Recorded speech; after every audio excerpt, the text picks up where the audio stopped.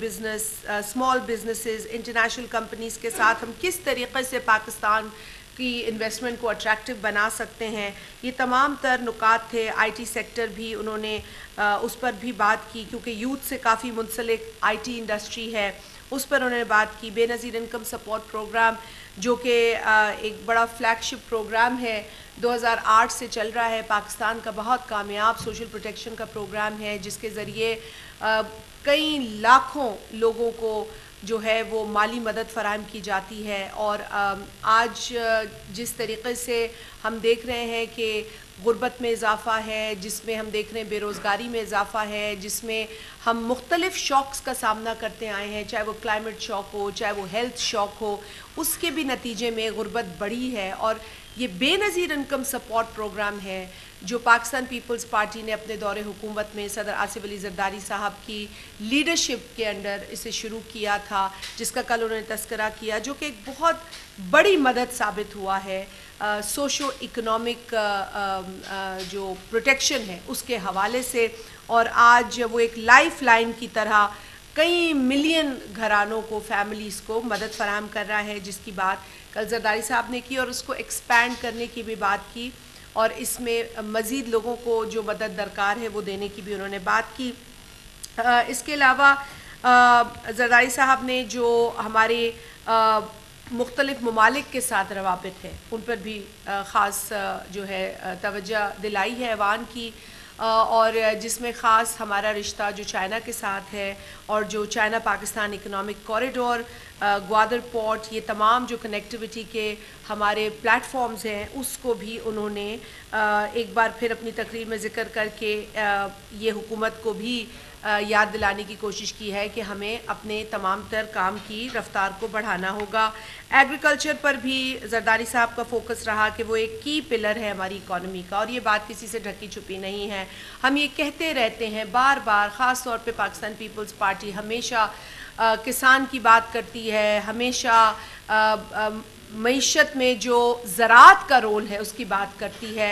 हम तो ये कहते रहते हैं कि जी आपको ज़राअत के तबके को मजबूत करने की ज़रूरत है, आपको किसान को मजबूत करने की ज़रूरत है। आपके कारखाने, आपका कारोबार किसान को कुचल कर नहीं चल सकता।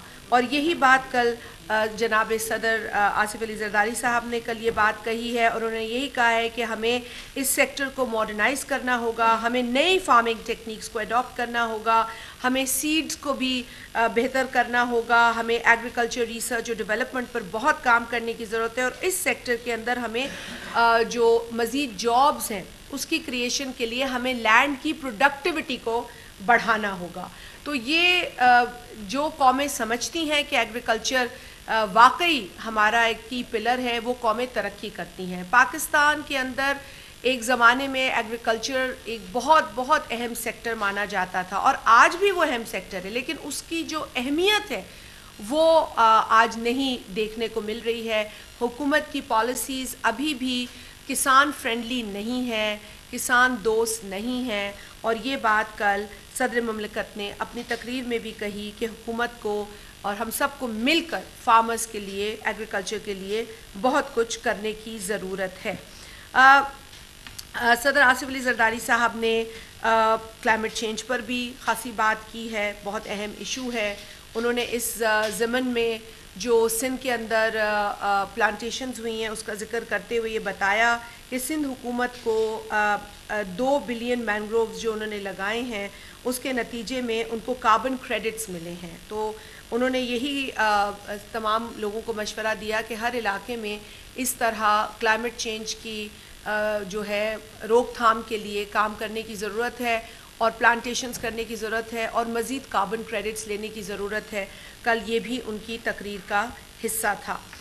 बहुत ही अहम बातें जो इंटरनेशनल कोऑपरेशन के हिसाब से उन्होंने की हैं वो भी आप सब ने सुनी है। यूएस के साथ जो रिलेशंस हैं, और बिलखुसूस जो काउंटर टेररिज्म के हवाले से पाकिस्तान की कोशिशें रही हैं उस पर ज़रदारी साहब ने बात की है। जो हमारे इंटरनल और एक्सटर्नल चैलेंजेस हैं उनका भी जिक्र किया है। आज पाकिस्तान को एक बार फिर दहशतगर्दी की इस लहर का सामना है। पे दर पे दहशतगर्दी के वाक़यात सामने आ रहे हैं। मिलिटेंसी जो है वो एक बार फिर कोशिश कर रही है कि वो यहाँ जड़ें मजबूत करें और इस पूरी कार्रवाई को फेस करते हुए हमारे जो आर्म्ड फोर्सेस के लोग हैं, सिक्योरिटी फोर्सेस के लोग हैं, वो अपनी जानें दे रहे हैं, वो अपनी जानों का नजराना पेश कर रहे हैं, जिसे कल जरदारी साहब ने एक्नॉलेज किया और उन्होंने अप्रिशिएट किया कि किस तरीके से हमारी सिक्योरिटी फोर्सेस लड़ रही हैं इन दहशतगर्दों से, जो कि हमारी कौम को, हमारे बच्चों को, हमारी आवाम को नुकसान पहुंचाने पर तुले हुए हैं। तो ये बहुत अहम नुकात थे। और उन्होंने एक किस्सा जो एक प्रोपेगेंडा था उसको भी दफन किया अपनी तकरीर के अंदर। गो के प्रोपेगेंडिस्ट जो हैं वो अपना काम करते रहेंगे, क्योंकि आप तो न्यूज़ कवर करते हैं, लेकिन आपके अलावा कुछ लोग प्रोपेगेंडा फैलाते हैं। तो वो प्रोपेगेंडा का दौर है। किसी ने मुझे कहा कि जी आजकल न्यूज़ का दौर नहीं है, आजकल है ही प्रोपेगेंडा का दौर। लेकिन ये बड़ा अलमिया है, आज सिर्फ पाकिस्तान का नहीं, दुनिया भर में ये अलमिया है कि प्रोपेगेंडा को लोग न्यूज़ समझते हैं, उसको सच समझते हैं। तो एक प्रोपेगेंडा जिसका सांस निकाल दिया जरदारी साहब ने, जिसका कल दफन कर दिया उन्होंने, वो था पानी के हवाले से। और जरदारी साहब ने अपनी तकरीर के अंदर बड़ा वाज़े अल्फाज में ये बता दिया कि जो कैनाल्स का मंसूबा एक तरफ़ा जो फ़ैसला या पॉलिसी हुकूमत की है वो उसके साथ नहीं खड़े हो सकते।